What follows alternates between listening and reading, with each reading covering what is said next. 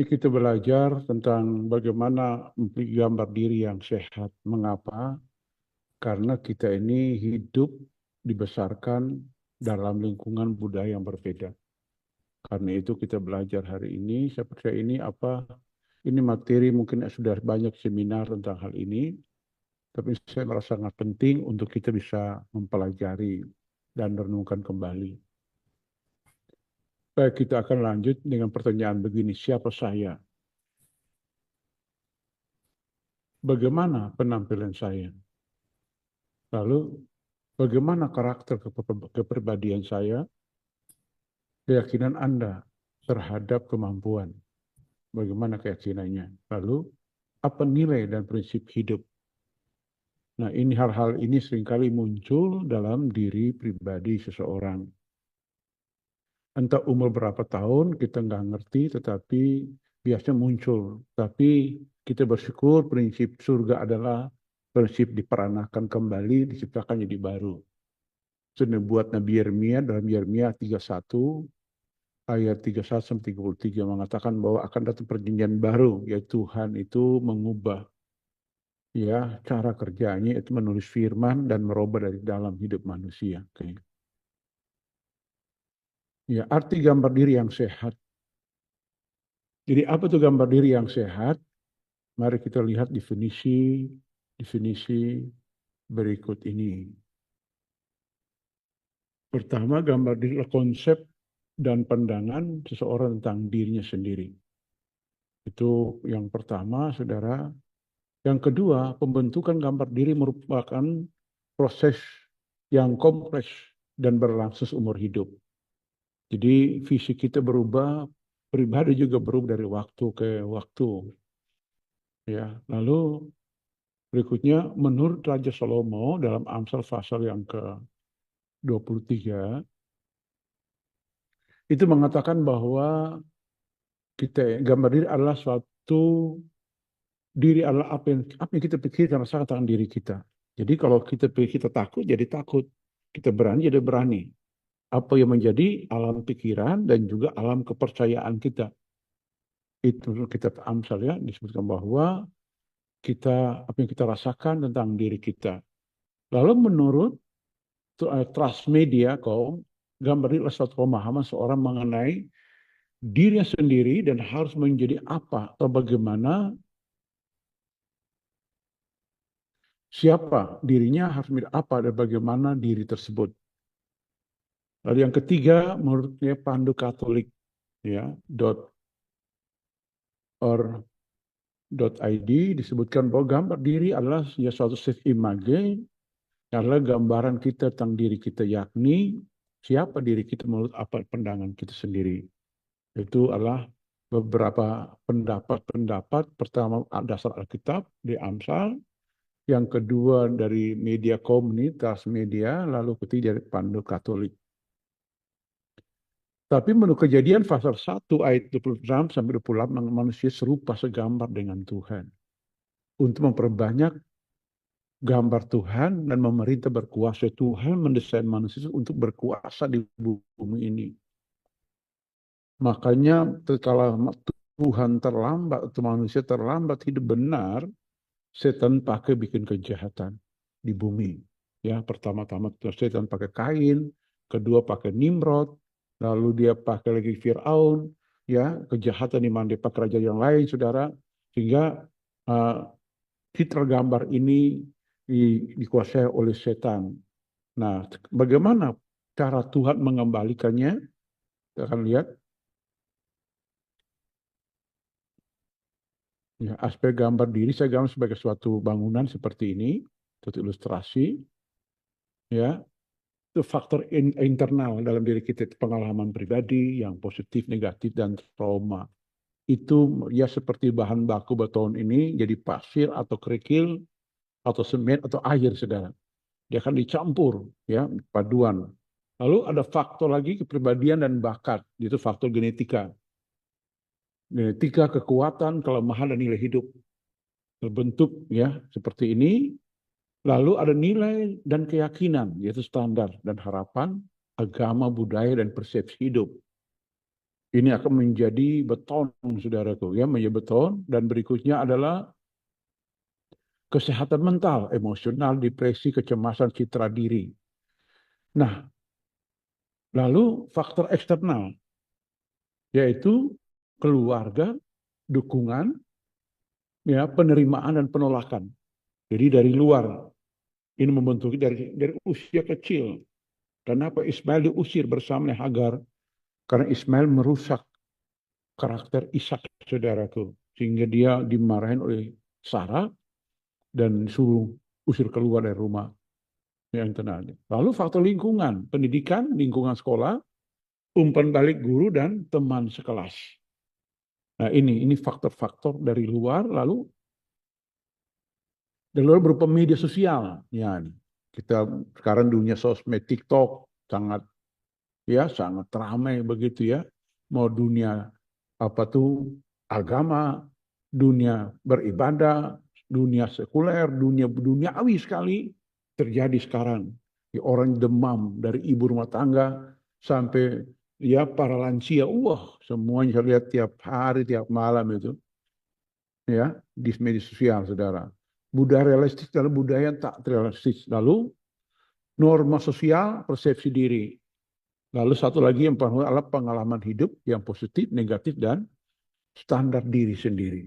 Hal-hal ini menjadi membangun suatu gambar diri manusia, dan itu akan menjadi karakter namanya. Menjadi karakter, beton ini karakter, saudara. Dari karakter ini akan keluar nih tingkah laku. Gitu. Ini faktor-faktor pembentuk kepribadian karakter seorang dari sini, saudara. Jadi saya mau tanya, ya, nih bisa nggak saya ganti nama? Nama Amina, mau nggak? Coba buka mic sebentar. Mau nggak? Tidak mau lah pastinya. Kenapa nggak mau? Karena Kenapa yakin nama Yani?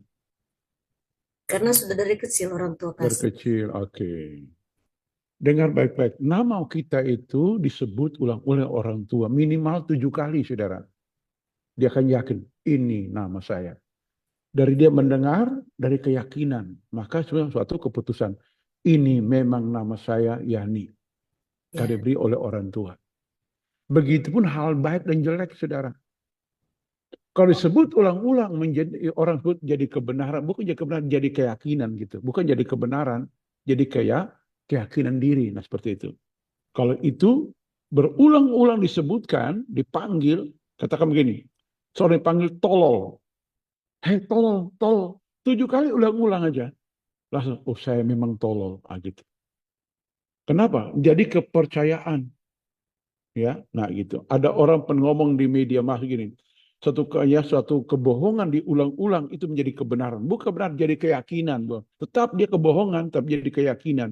Maka ada orang yang dicuci otaknya, ditaruh hal-hal yang jahat, dia jahat, saudara. Nah begitu, ya.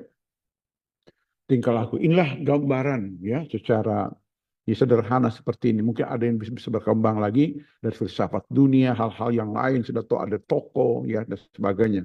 Oke, terlanjut, saudara. Nah, selanjutnya adalah perintah Tuhan dan untuk mengubah gambar diri, saudara. Ya kan? Dalam Yeremia 1 ayat yang ke-10 berkata begini, ketahuilah pada hari ini aku mengangkat engkau atas bangsa-bangsa, atas atas kerajaan-kerajaan untuk mencabut dan merobohkan, untuk membinasakan dan untuk meruntuhkan, serta untuk membangun dan menanam kembali. Tuh. Jadi kalau kita ingin merubah suatu paradigma gambar diri seseorang yang langsung dirobohkan semua. Kalau nggak dirobohkan susah, makanya prosesnya awal seorang lahir baru susahnya di sini. Bagaimana orang yang mencuri katakan diroboh jadi hidupnya jujur. Aduh, waktu lama, saudara. Dibimbing mungkin nggak sampai berhasil juga. Suatu perubahan paradigma hidup. Ini perintah Tuhan Nabi Yeremia, saudara. Nah ini seperti kan.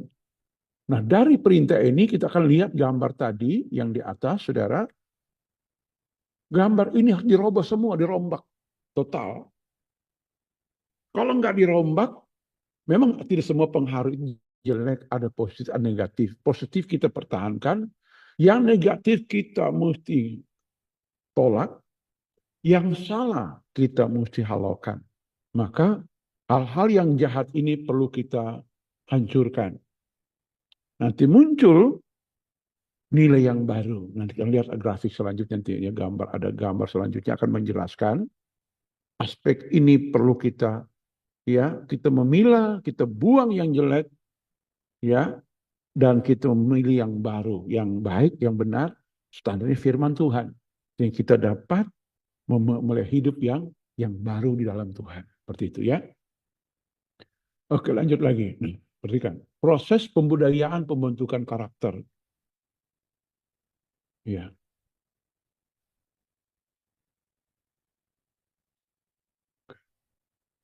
Oke. Nah, ini. Yang pertama disebut sebagai teori ilmu filsafat psikologi, kearifan lokal, dan nilai. Bertemu dengan nilai agama, lalu ada nilai falsafah hidup, ya, disebut sebagai nilai luhur. Disepakati dari semua ini, dikaji, diambil di nilai luhur, saudara. Itu mempengaruhi karakter seseorang. Ya. Dan nilai luhur ini akan muncul garis panjang sampai goal ke sana, lalu kita mulai budayakan dalam pribadi. Makanya seorang anak manusia harus punya perwalian, Galatia 4 ayat 1 dan 2 itu. Seorang ahli waris yang belum akal balik harus ada punya perwalian untuk menanamkan nilai.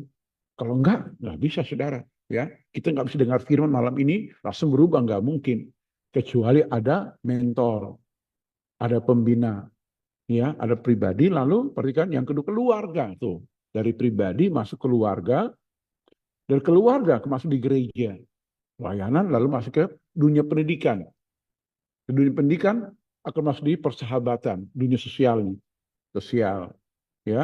Lalu rasa persahabatan masuk ke masyarakat, saudara, satu umum. Nah, ini terbentuk suatu kebudayaan karakter. Lalu ada intervensi, keadaan intervensi yang ada, lalu namanya hibutasi. Apa hibutasi? Suatu habitat atau suatu kesukaan hidup, ekosistem yang sudah tercipta dalam keluarga, gereja, persahabatan. Maka intervensi yang ada, maka akan keluar menjadi lalu ada perangkat pendukung, aturan hukum, etika, lingkungan, adat, dan budaya.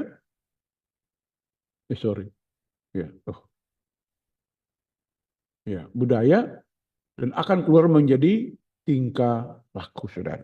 Tingkah laku seseorang. Jadi kenapa kita ada komunitas? Karena ini, saudara, perlu kita membudayakan hal baru menjadi perilaku yang benar, yang baik. Hal-hal yang jelek tadi dirombak, dibuang, dan itu menjadi intervensi pembentuk karakter seseorang yang disebut sebagai suatu kebiasaan yang baik, terus dibudayakan dalam lingkungan, pribadi, keluarga, pendidikan, gereja, masyarakat, dan persahabatan akan perilaku yang baik, saudara. Amin. Nah, kita lanjut lagi. Ada 4 sumber pendapat tentang diri manusia. 1 Korintus pasal 4 ayat 3-4. Kadang-kadang orang jadi minder di sini, maka ini saya menolak ayat ini. Ya, nah ini. Yang pertama, apa kata orang lain tentang diri kita? Kalau kita hidup melayani Tuhan, apa kata orang, kita nggak akan bisa melayani. Karena pendapat orang beda-beda, saudara. Saya tadi pagi ada live di TikTok, saudara. Tiba-tiba muncul seorang bapak. Dia bertanya, Pak, saya mau tanya ya. Suara sudah sopan, sudah kasar gitu ya. Kayak interogasi gitu. Saya bilang, Bapak kasar amat, masuk sini mau nyakit luar adik ibadah, kasar amat. Dia mulai melawan. Saya keturunin dia, saudara. Kenapa? Saya tidak hidup, apa kata kamu? Apa kata dia? Yang kedua, kata diri sendiri tentang diri kita. Ya, ini di ayat ini ayat tertulis ya. Lalu yang ketiga, apa kata pengadilan manusia? Yang keempat, apa kata Tuhan? Nah, Kalau kita mau hidup dengan betul dan menyenangkan hati Tuhan, kita harus hidup apa kata tuh Tuhan, bukan apa kata orang. Kalau apa kata orang, aduh, mereka punya standar sendiri. Kenapa Kristen banyak didominasi? Karena hidup apa kata orang. Coba kalau kata Tuhan, nggak akan pecah-pecah gereja itu. Nah, gitu. Nah, jadi kita melihat di sini bahwa inilah persoalan ya, 4 sumber pendapat tentang diri manusia. Oke, kita lanjut ya, karena ada rekaman biar aja. Nanti kita dalami sebentar. Sekarang citra diri manusia. Dalam Kejadian 1 ayat 26-28 tadi mengatakan bahwa manusia diciptakan serupa segambar dengan Allah. Nah, apa serupa segambar itu? Nah, ini. Ya, manusia serupa segambar dengan Tuhan. Standar kita Yesus. Masalah apa? Moralnya, kekudusannya, ketaatannya, ketulusannya, ya. Masalah kemampuannya. Nah, gitu. Itu yang kita pelajari, saudara. Ya. Nah, ini. Dia gambar diri manusia, saudaraku. Nah, berikutnya. Ini segambar. Apa segambar itu? Manusia memiliki roh. Manusia adalah roh, saudara. Dalam roh manusia nurani. Nurani itu bercahaya yang tidak pernah hentinya. Itu fungsinya membedakan baik dan jahat. Nah, gitu. Ya, saya bertanya, kenapa Hawa jatuh dalam dosa? Karena dia menggunakan pikirannya membedakan baik dan jahat, bukan nuraninya. Itu jatuh, sudah. Ya. Nah, ya. Fungsi nurani membedakan baik dan jahat. Yang kedua adalah intuisi.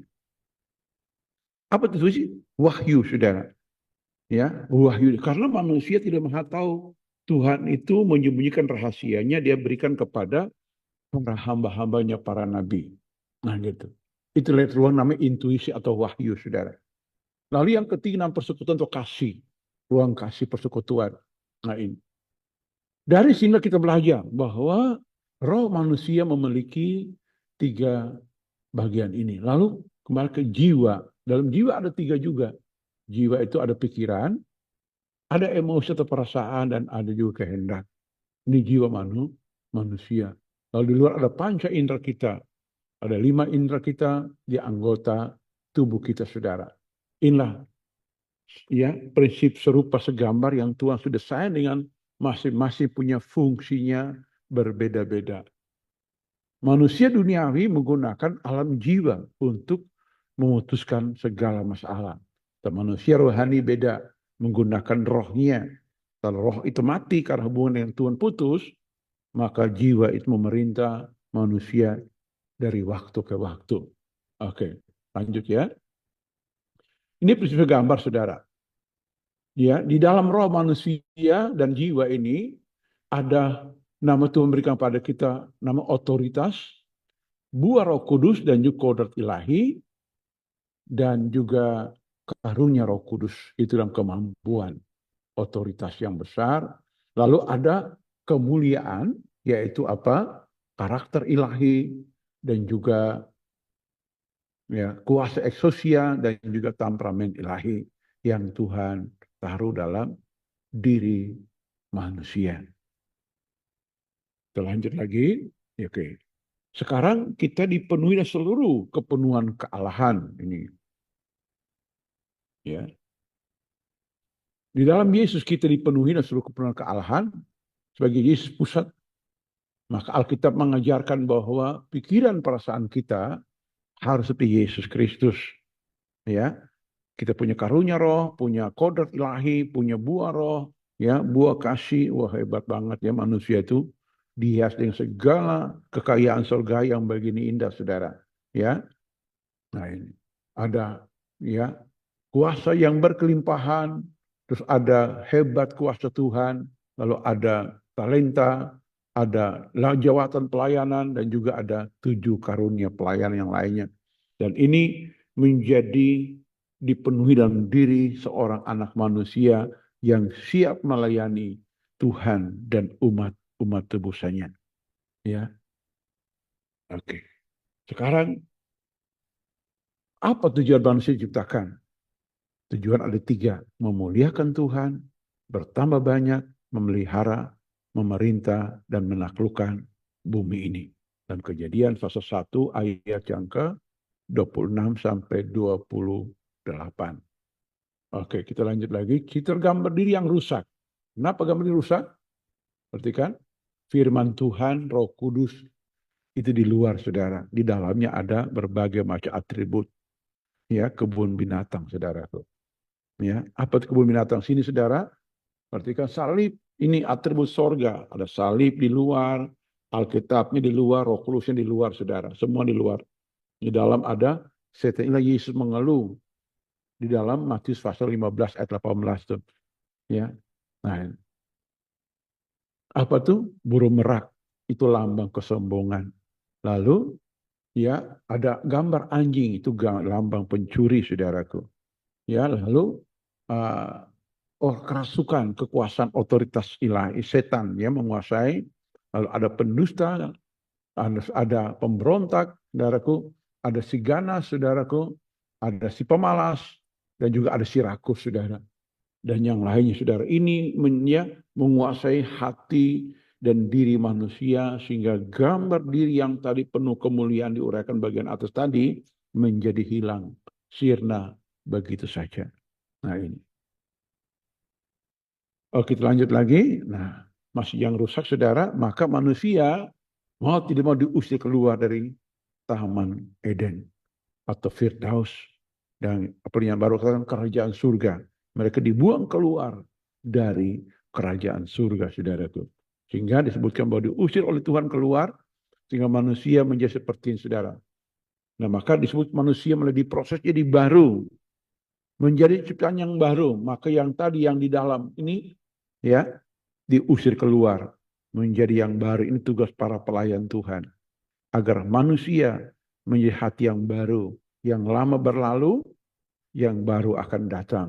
Tuhan ciptakan kita menjadi baru. Yeremia 31 ayat 3, 31-33.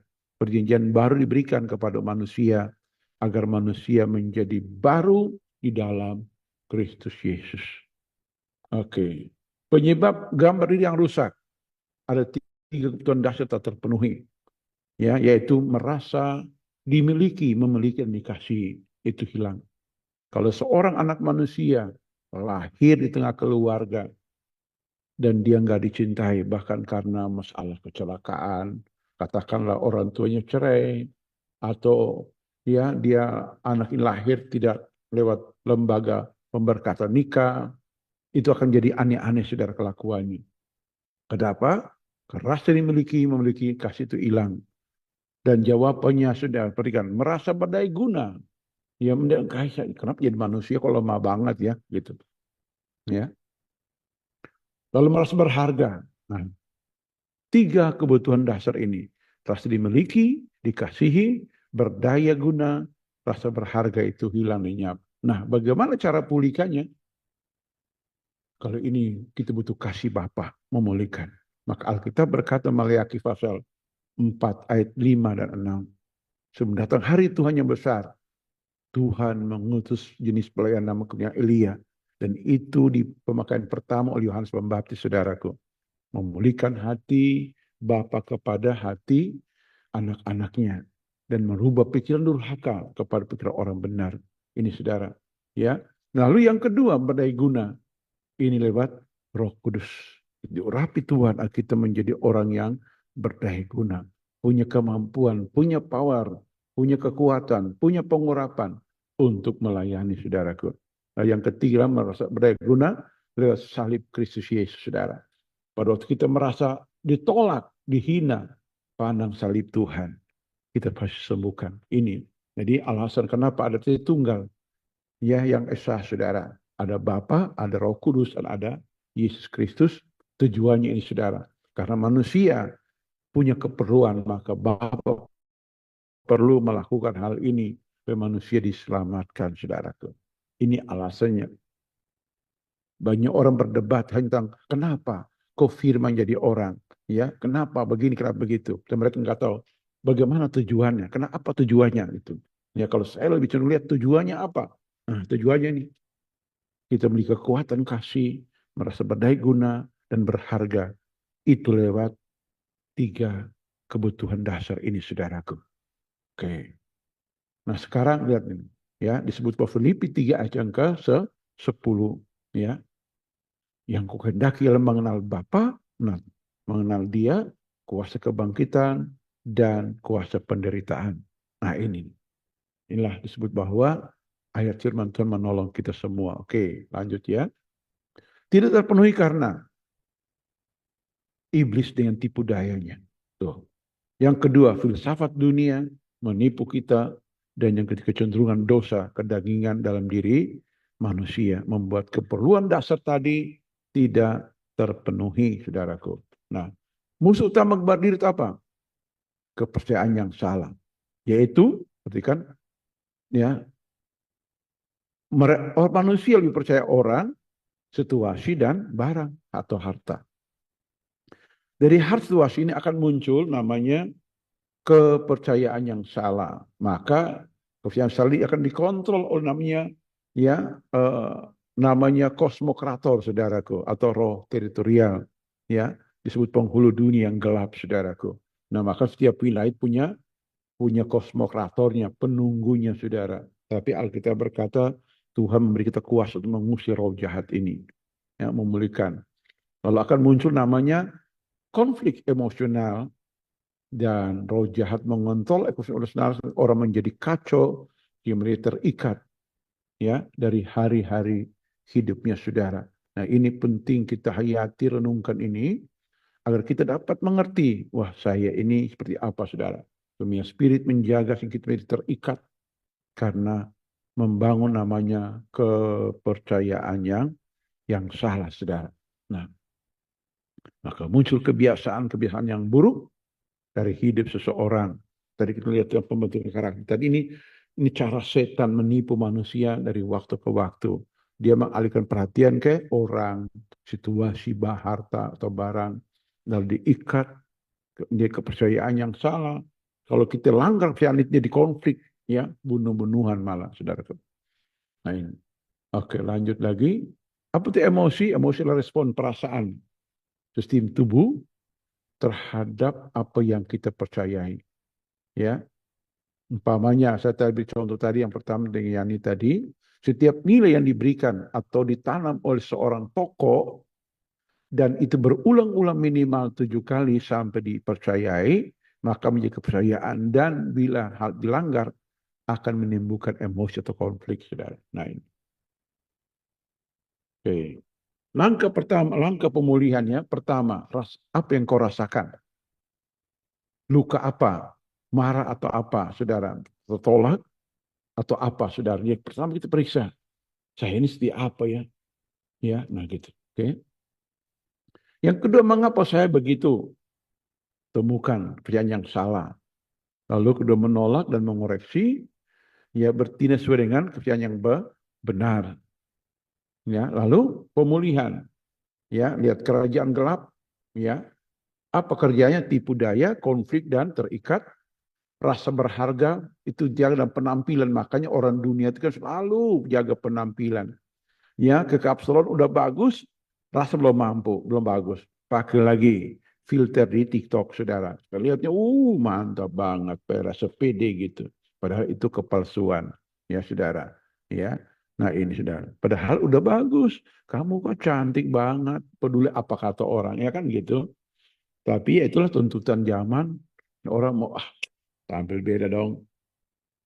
Apalagi saya tinggal di kampung orang Manado sini punya filsafat begini. Biar kalah nasi jangan kalah aksi gitu. Nah, biar kalah nasi jangan kalah aksi. Luar biasa, dan ya tuh. Kadang-kadang saya pergi melayan rumah mereka, rumahnya gubuk banget, tapi kalau keluar penampilan, wow, aduhai, saudara. Wah, saudara, itulah keadaan di sini. Tapi tidak semua orang Manado, orang bagus-bagus, pintar-pintar, termasuk Ibu Yani juga. Pintar-pintar, kalau cantik lagi, ya kan? Begitu. Banyak duit, ya kan? Begitu. Oke, luar biasa. Oke, baik, lanjut ya. Lihat kerjaan Allah, perhatikan. Apa kerjaan Allah? Kebenaran, damai sejahtera, sukacita oleh Roh Kudus. Itu rasa berharga kita. Ya, artinya pribadi saya di dalam Kristus. Tadi yang saya sebutkan tadi, saudara lihat ini. Rasa berharga lihat apa? penampilan, apa kata orang gitu. Ya kan? Tapi kalau di kerajaan Allah beda, ya. Rasa berharga itu kita harus ya pribadi dalam Kristus. Saya ini begini, saya dulu waktu pertama kali ke daerah Minahasa, sampai di Bitung tahun 2000 saya. Lalu karena di sini banyak pendeta saya kenal di sini di Manado, mereka buat jadwal sampai Minahasa, Kota Mobagu, ya sampai Sangihe, saudara, pelayanan gitu, ya KKR gitu ya. Nah, gitu. Sampai di Minahasa mereka olok saya, pendeta kok hitam ya? Saya bilang begini, dulu kan jam BlackBerry ya, HP BlackBerry ya saudara.